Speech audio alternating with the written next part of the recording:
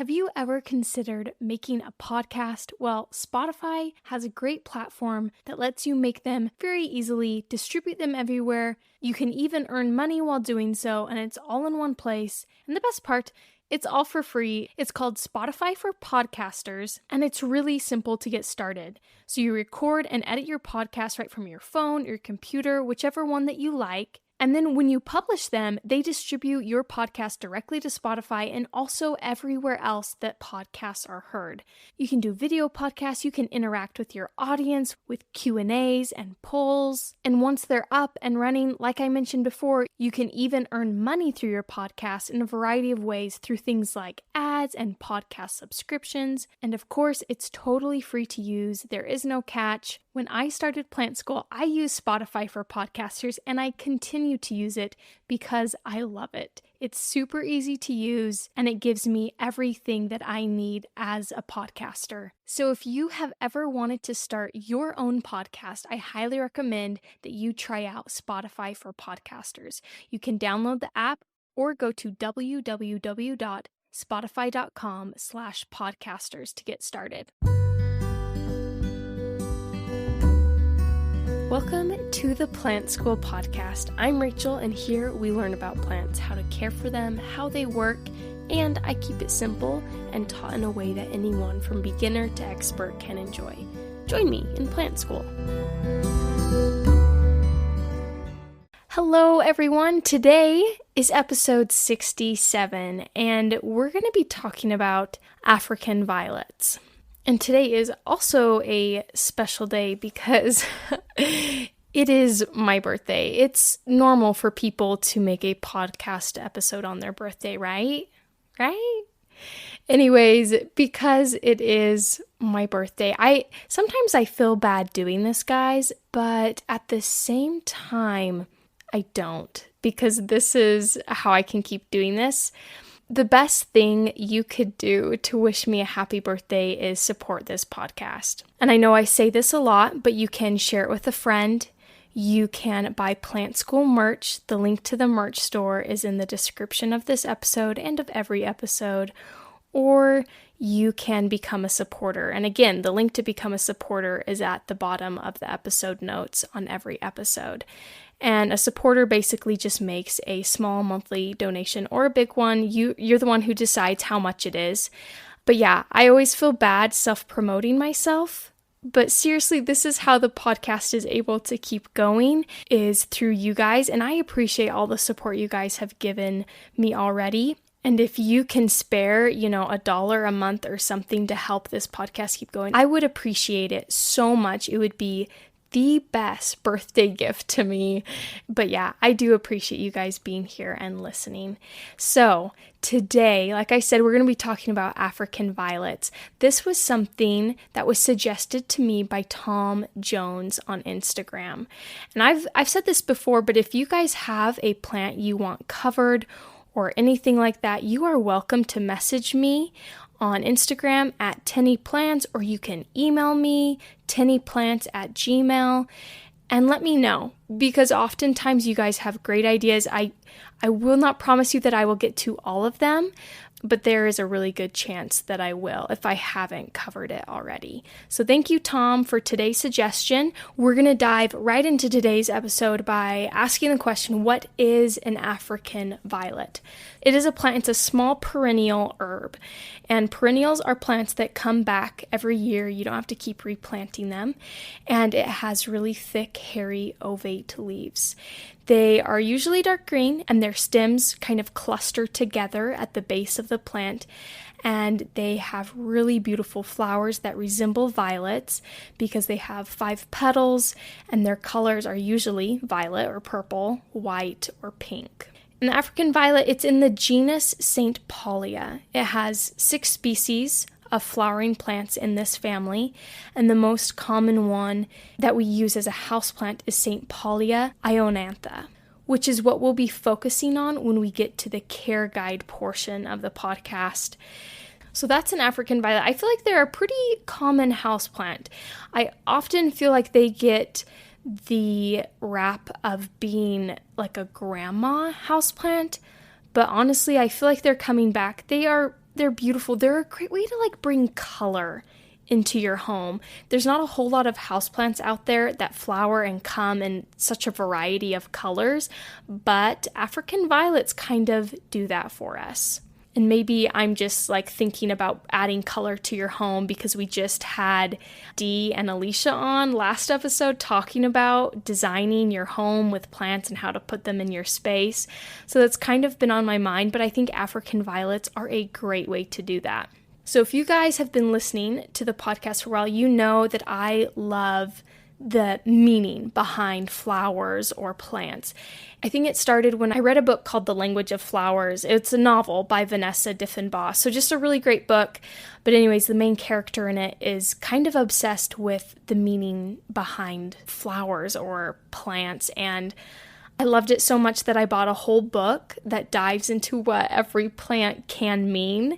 And so when I looked up African violets, this is what its symbolic meaning is. Symbolically, it's known to mean such worth is rare. So if you ever need to give someone that sentiment that their worth is rare, you could give them an African violet and let them know that that's what it symbolizes. It's also believed to have the possible powers of protection and spirituality, and a lot of people think that when you grow it in your home, that it will promote spirituality. And moving on to my favorite question when I do these care guide episodes is, what is the history of this plant, of the African violet? In 1892, there was a man named Baron Walter von St. Paul Hilaire, quite a name, and he was a German governor of what's now, I always want to say Tanzania, and I know that is so wrong. It's Tanzania. I have no idea why my brain, every time when I get to that word, it's Tanzania, Rachel. No, it's Tanzania. So anyways, what today is now Tanzania, he was in because it was owned by Germany. And he found this low-growing plant. It had those hairy, fleshy leaves and really striking blue flowers. They were growing on these rocky ledges in the Usambara Mountains. And so he gathered some samples and sent some to his dad, Baron Ulrich. And he was a longtime patron of the Botanic Garden in Herrenhausen, Germany. So sorry if I did not say that city right, but I haven't studied German, so that's the best I can do. I guess I could, really ham it up, Herrenhausen, Germany, but that's as good as it gets. Anyway, this botanic garden in Herrenhausen, he was a big patron of it, and he was friends with the director there. His name was Herman Wendland. And Wendland, he was able to take these plants and he identified them, he classified them in the proper family, and he recognized that it was a new genus. No one had discovered this before or classified it before, and so he named the genus St. Paulia to commemorate this father-son discovery that they had. And when doing research, I'm not sure why they say it was like a father-son discovery, because the son is really the one who found it, and he just sent it to his dad, but whatever. It commemorates the both of them. And in 1893, which was 1 year later after its discovery, they were first commercially produced in Friedrich-Benneri in Erfurt, Germany. Man, this episode has lots of German cities. It's wonderful. But in those early years of it being grown in homes, which was from 1893, so when it was first being commercially produced, up to 1930, it was mostly just a greenhouse plant rather than a house plant. And this was because these plants need high humidity and warmth, so if people had them under glass structures or in a greenhouse, they would be able to keep them warm and have the temperature it needed, because most homes did not have central heating and the temperatures would fluctuate a lot, and so they couldn't survive the coldness. And this is kind of where its stigma, the African violet stigma of it being really finicky, came from, because it didn't do so well surviving in homes without central heating because it just got too cold for them. So in the early 1890s, they were brought to the U.S. by a New York florist. His name was George Stump. And they passed through some different hands, being purchased and repurchased. It got into the hands of Roger Peterson in Philadelphia in 1910, and he purchased 100 of them, and he took them to Cincinnati, Ohio, and he continued to produce more of them and really start to hybridize them. Roger Peterson was the owner of Peterson greenhouses, and they eventually became a really important early grower of African violets and was really one of the first to start growing them inside of the U.S. And from there, Armacost and Royston, which were commercial growers, took them, and they started to really come out with these new beautiful cultivars with either different flower colors or different leaf shapes. And so while doing research, most people believe that Walter Armacost, he became interested in African violets because he saw them in a friend's greenhouse and he started to experiment and propagate them. And he actually went and ordered original seeds from Germany in 1927, and he grew about 1,000 of them. And he took those African violets that he was growing, and he spent years of selecting them and just trying to get the perfect colors. And out of all of that, he took 10 of the African violets. They had various shades of blue and purple and different leaf characteristics, and he named them. He showed them to the public in 1936, and those 10 different cultivars that he came up with still exist today. They are still sold today. So if you ever see these names of a cultivar of African violet, they started with Walter Armacost back in 1936 when he, first showed them off. So their names are Admiral, Amethyst, Blue Boy, Commodore, Mermaid, Neptune, Number 32, Norseman, Sailor Boy, and Viking. I'm not sure where number 32 comes from. Maybe it has some significant meaning, but I feel like it kind of sounds like he got tired of naming them all these fun names and was like, number 32, whatever. But anyways, growers could order these cultivars, and at first, this is kind of sad, they found African violets really disappointing because they did not know how to care for them. But fortunately, what happened is Walter Armacost was able to increase their knowledge, help educate them, and these greenhouses started to update their heating systems, and it rescued the African violets from just disappearing into obscurity because they were apparently too hard to take care of when really they just needed a little more warmth. And moving on in their history, in 1945, the Ladies' Home Journal had an article written by Helen Van Pelt Wilson, and she wrote about their care and the culture of African violets. They had a full-page color picture of all the different cultivars, which back in 1945, I'm sure that was a big deal to have a full page in color. And it really turned out to be a turning point for this plant. Women saw how attractive these plants were, and they now knew how to care for them because of this article, and it became such a popular article. They actually had to make this article into a pamphlet so that the public could read about them and know how to care for them, just because, everyone loved this article that had been written. And as a result of their popularity, the AVSA, which is the African Violet Society of America, was founded in 1946, so a year after that article came out in the Ladies' Home Journal.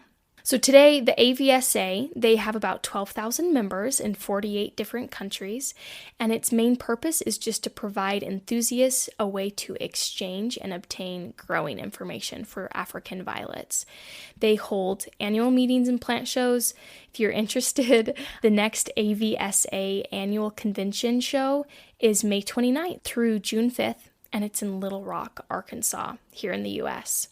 But today, hundreds of horticultural varieties have been developed for their various flower colors and shapes.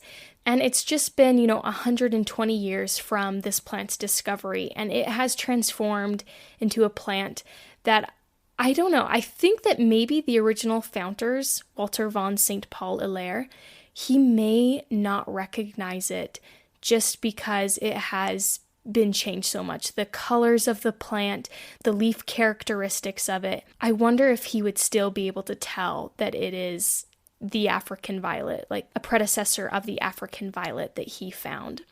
And something just to end the history of the African violets that I thought was really cool. They were actually sent up into space in 1984 by Optimara. Optimara is the largest growers of African violets today, and they partnered with NASA and they sent up 25,000 seeds into space, and they stayed there for 6 years until they retrieved them in 1990. So they brought them back and they started to grow them, and some had really interesting mutations. So they were testing the effects of cosmic radiation and anti-gravity, which, happen in space. They found that in general, the consensus was that they came back larger, they came back hardier, and they had these really striking multi-toned or multicolored varieties. You can actually buy these varieties or these space varieties of African violets, and their names are Everlove, Everharmony, Evergrace, and Everfaith. They aren't super expensive, so anyone can buy them. I saw one website compare it, if there's a normal African violet for $5, the space variety will be $6. So really not a huge price difference. So you can own a variety that was developed from African violets being in space, which is so cool. Who does that? Apparently we do. Humans do. So we're going to take a break there, and when we come back, we're going to jump right into how exactly to care for African violets in your own home. Did you know at Kroger, shopping online with pickup and delivery is the same as shopping in store?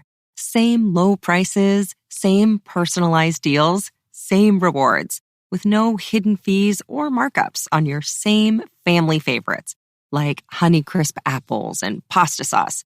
The only difference is you don't have to put on shoes. Start your cart today at Kroger.com. Kroger, fresh for everyone. Restrictions apply. See site for details. Listen to the 48 Hours podcast for shocking murder cases and compelling real-life dramas from one of television's most watched true crime shows. Go behind the scenes of each episode with award-winning CBS News correspondents and producers in Postmortem, a weekly deep dive. Listen to 48 Hours wherever you get your podcasts. All right, and jumping right back into it with how to care for these plants in your home.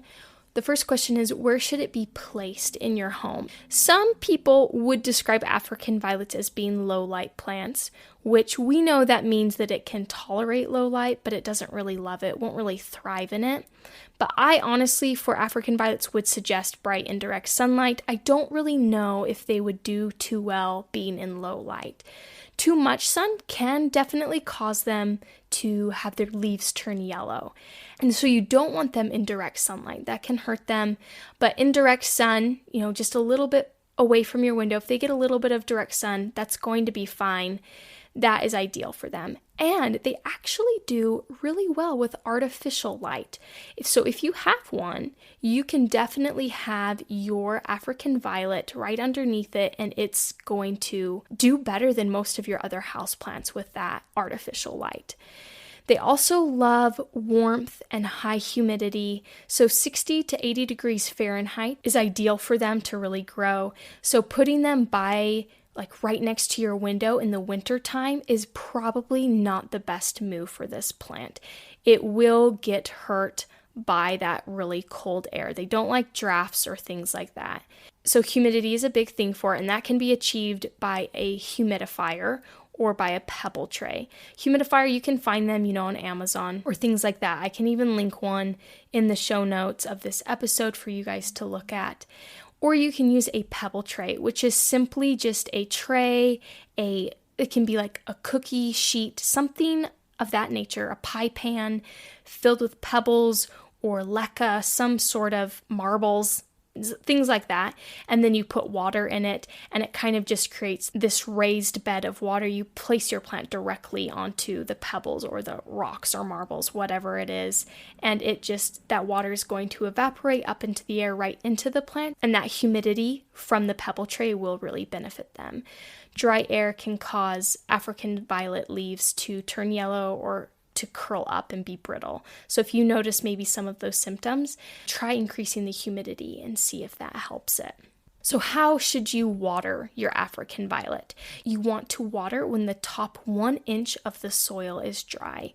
And it's really important for this plant to have consistency with your watering. If you have poor watering consistency, let's say you water it 1 week and then you wait 3 weeks to water it, that might be too long in between, but you get the point of what I'm saying. It can cause the leaves to yellow. And I feel like as I go through this care guide, there's a lot of things that can cause this plant to have yellow leaves. So just keep an eye of how you're caring for it and what you're doing. And then maybe from there you can eliminate, okay, the yellow leaves aren't from this, but maybe it's this. I'm going to try switching it up.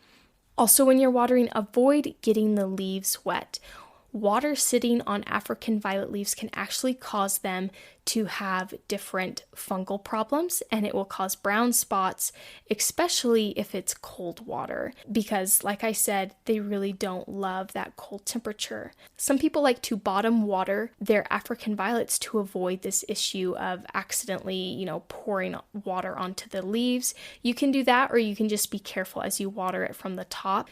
I've briefly talked about my thoughts on bottom watering. To me, I think top watering is the way to go because it can flush out different salts and minerals that maybe are building up from the water. And so top watering is great because it allows that water to flush through the soil. And honestly, you think about it, these plants are getting watered by rain in the wild, and rain comes from the sky. This is how the plant is naturally getting watered anyway. So I'm just a big fan of top watering, unless you're trying to remedy really dry soil or something like that. Bottom watering is great for that. But you're welcome to bottom water your African violets. But for me, if I had one, I would probably top water just to avoid any buildup of salts. If your plant starts to get wilty, this could be a sign of under or over watering, so be very careful not to give it too much and not too little. Poke your finger in its soil. If that top 1 inch is dry, water it. If it's still moist, don't water it. Simple as that. So moving on to fertilizing your African violet. It's recommended to do it once a month in the spring to late summer, basically when you notice a lot of growth happening for your African violet. It doesn't have to be those seasons, just when you notice it's actively growing. It's usually when you're getting more sun in your window. So sometimes for me, that's honestly in the winter because the sun is lower and it really shines through my windows and my plants get a lot of sunlight and they just start growing more. So it just depends on where your plants are in your home. But not fertilizing them can actually cause leaves to yellow. Again, there's a lot of reasons why their leaves can turn yellow, so just keep that in mind.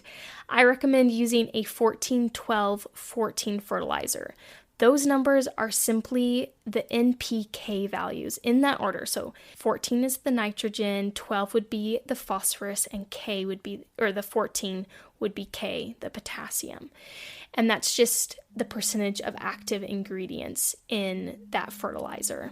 But you're welcome to use a more generic one, a 10-10-10. That's more of an all-purpose fertilizer. I'm pretty sure I have one of those in my home.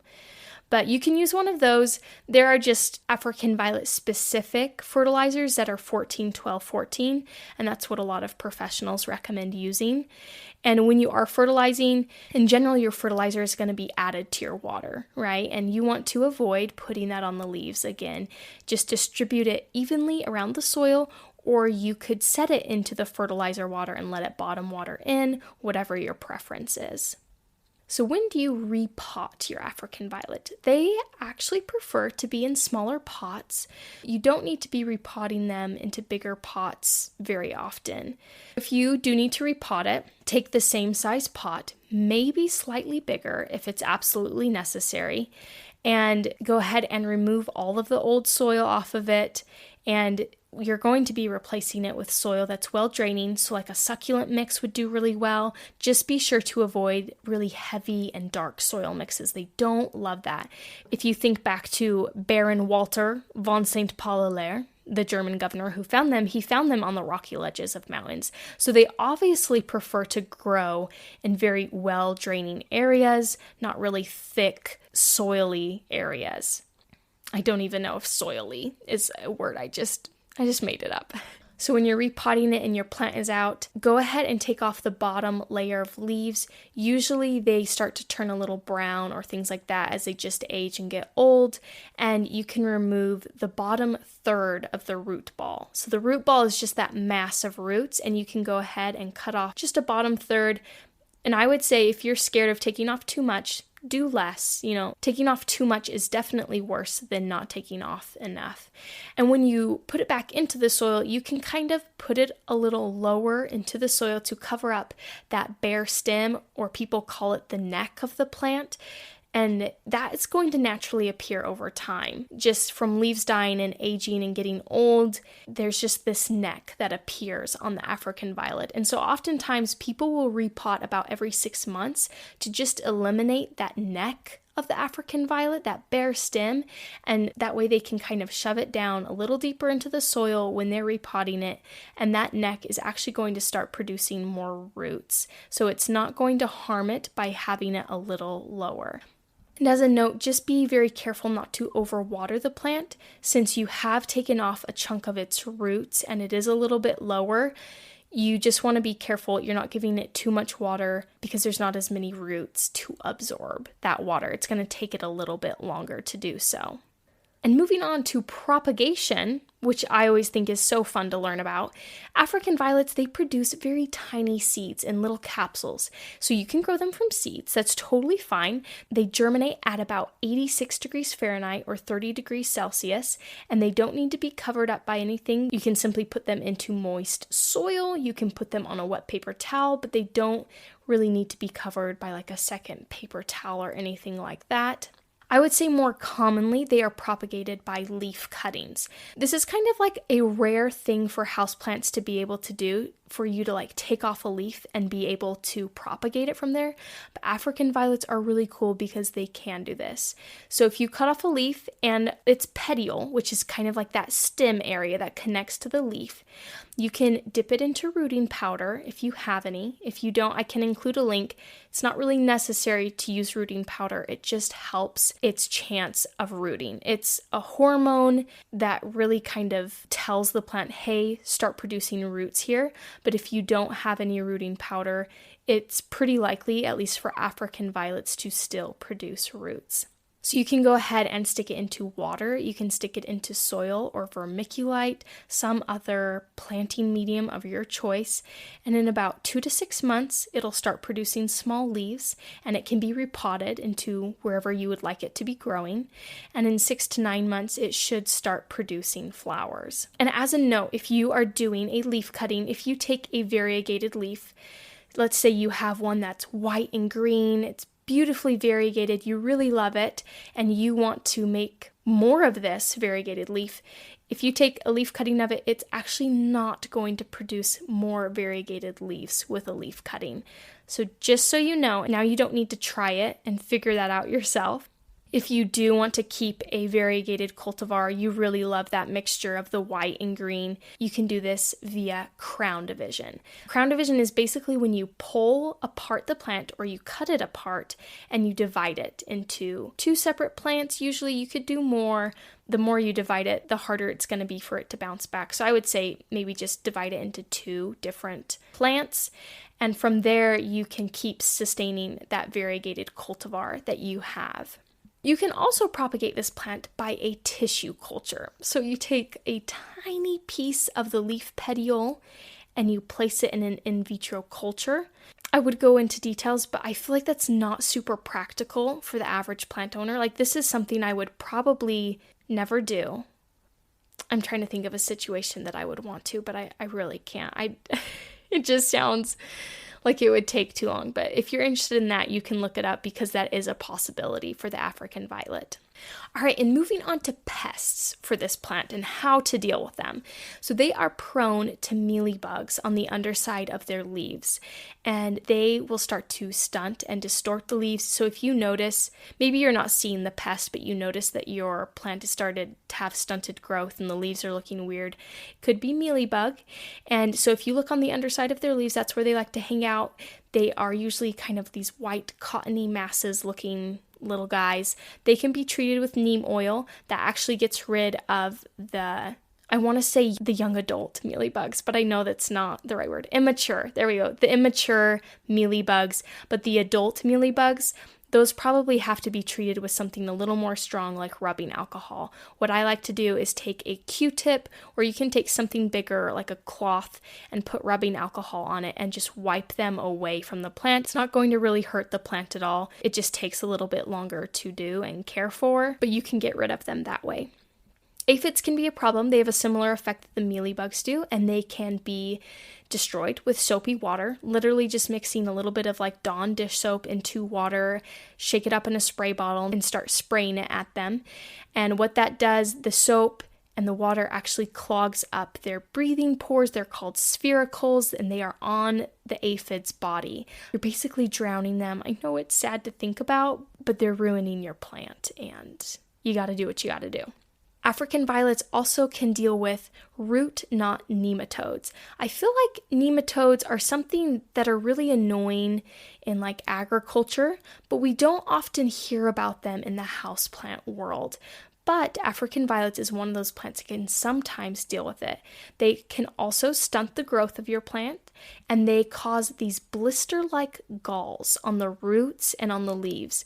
And a gall it's basically like a little warty looking bump, either on your root or leaf for this specific nematode. So if you notice these really weird warty looking bumps, it could be from those nematodes. If you have this problem, if you notice these bumps, your only option really is to destroy the plant. Sorry, but there's really no effective way to deal with the nematodes and to get rid of it completely. You're just going to have to throw the plant out before it starts affecting your other plants. They also deal with what are called cyclamen mites or spider mites. And this was something that Tom, when he suggested this plant, mentioned that he was dealing with. So I'm hoping that this is helpful to him and it's helpful to you if you've ever dealt with this. So what the cyclamen mites and the spider mites will do, they often congregate on the new growth at the top of the plant, and they cause the new leaves to be very brittle. They can cause them to lack color and have stunted or twisted growth. How to treat this is you want to treat it weekly with a pesticide like dianchlor or dicofol. So if you look those up, dianchlor or dicofol, you can find pesticides that have that in it, and you can treat it outside if you choose to go this route, just to kind of keep those chemicals out of your house. You can also use a insecticidal soap spray. You can use neem oil and use it about every week. It's really hard to treat spider mites and cyclamen mites because they are so small. And African violets have fuzzy leaves, and so these mites, which are so tiny, just come back so easily because they can hide in those hairy leaves. And also spider mites, they produce really fast, and so you could treat it with one chemical, and the next generation of spider mites will be a little more resistant to it. So if you keep using the same chemical, they won't be affected. Honestly, spider mites are kind of the worst. Personally, if I had a African violet that was struggling with cyclamen mites or spider mites, I would first try and rinse it off, wash it off outside somewhere where I don't care that these bugs are being washed off into. And then I would probably get the different pesticides with dianchlor or dicofol, and I would switch off between using those. I would switch off using insecticidal like soap or neem oil, and I would kind of just try everything and go through a rotation of them to try and get them gone. It can be done. It is just really hard to do. If you're not up for it, it's totally fine to toss your African violet and go get a new one. Don't feel bad about doing that. All right, and last thing, just some last extra tips for African violets. Once their flowers are spent, they're starting to die, you can go ahead and pinch them off, pull them off, cut them off, whatever you prefer, and this will encourage new ones to bloom. The flowers on this plant should naturally come back in the spring and last to the fall. They're usually gone in the wintertime. And if they don't come back, you just go through how to care for it and make sure that you're caring for it right.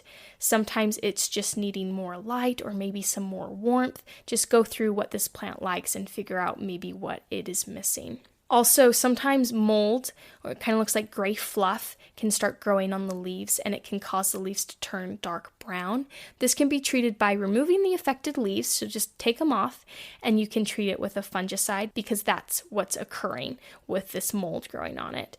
And another way to treat it if you aren't wanting to use a fungicide is remove the mold, remove those leaves, and provide good air circulation. Use a gentle, warm air though. If it's cold, that's going to harm the plant, and if it's really intense air circulation, they don't really love that either. Something just very gentle and warm. All right, and there we go. That finishes up the care guide for African violets. I hope you guys enjoyed it. I hope you learned something new if you ever get one or if you have one. I hope this really helps you guys out. And again, thank you guys for the support that you give to this podcast. If you want to share it with someone, if you want to buy Plant School merch, or if you want to become a sponsor to this episode and make monthly donations, I would greatly appreciate it. But I hope you guys have a great week, and I hope to have you back next week. Thank you for being here and listening today, and I hope you'll join me next week. If you'd like to support this podcast and keep it going, you can find the support link below in the description and donate. Or I have some awesome Plant School merch, including stickers, shirts, and mugs, and the link to my shop is in the description as well. And if you don't want to spend any money but still support the podcast, share this podcast with a friend, either verbally or electronically. This will even qualify you for my giveaway. Just message me on Instagram at TinnyPlant that you shared the podcast with a friend, and you'll be entered in for a chance to win some goodies. Winners will be announced on the podcast. Again, thank you for listening, and I hope you have a great week.